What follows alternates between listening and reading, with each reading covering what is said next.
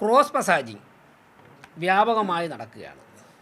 ഇപ്പോൾ സ്ത്രീകൾ പുരുഷന്മാരെ മസാജ് ചെയ്യാൻ പാടില്ല, തിരിച്ചും പാടില്ല.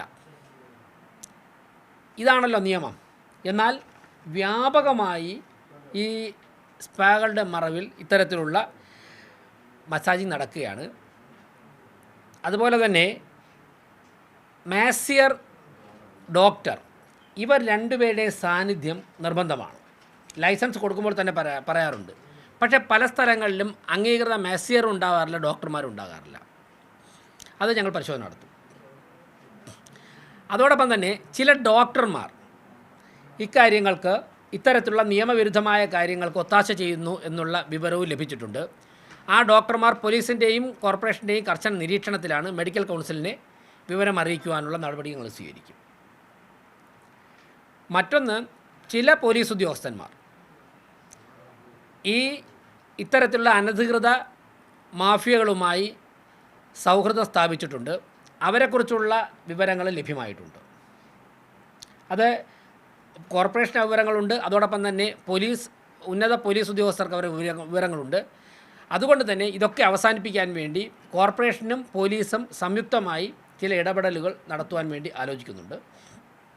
ഒരു കാര്യം തീർത്തും പറഞ്ഞിരിക്കുകയാണ്, ഇത്തരം ലൈസൻസിൻ്റെ മറവിൽ അനാശാസ്യ പ്രവർത്തനങ്ങളും അനധികൃത പ്രവർത്തനങ്ങളും നിയമവിരുദ്ധ പ്രവർത്തനങ്ങളും നടത്തുവാനെന്ന് തിരുവനന്തപുരം കോർപ്പറേഷനിലുള്ള ഒരു ഉടമസ്ഥരും വിചാരിക്കേണ്ട ശക്തമായ നടപടികൾ സ്വീകരിക്കും. ഇവരുടെയൊക്കെ തന്നെ ലൈസൻസ് ക്യാൻസൽ ചെയ്യും. അതോടൊപ്പം തന്നെ പോലീസുമായി ബന്ധപ്പെട്ട് ക്രിമിനൽ നടപടികൾ സ്വീകരിക്കും. വളരെ അപകടകരമായ, ഏറ്റവും ദുഃഖകരമായ ചില വാർത്തകളാണ് പുറത്തു വന്നുകൊണ്ടിരിക്കുന്നത്. ഇന്നലെ രാത്രി നമ്മുടെ സെക്രട്ടേറിയറ്റിന് സമീപം ഒരു സ്പാ സെൻറ്ററിലേക്ക് ഒരു കുട്ടിയെ ഇൻ്റർവ്യൂവിന് വിളിച്ചിരുന്നു. അതിനുശേഷം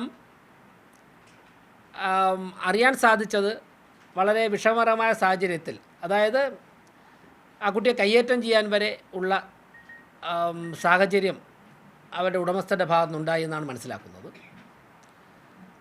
അവർ കോർപ്പറേഷനെ ബന്ധപ്പെട്ടില്ല. ഇത് ലഭ്യമായൊരു വിവരമാണ്. അവരോട് നിയമ നടപടി സ്വീകരിക്കണമെന്നും ഞങ്ങൾക്ക് വിവരം തന്നവരോട് ആവശ്യപ്പെട്ടിട്ടുണ്ട്.